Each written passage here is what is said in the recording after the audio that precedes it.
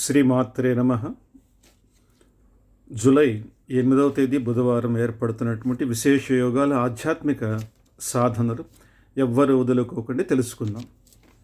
ఈరోజు 8 బుధవారం 2026 మధ్యాహ్నం 12:21 వరకు అష్టమి తిథి ఉండడం చేత బుధాష్టమి యోగం ఏర్పడుతుంది.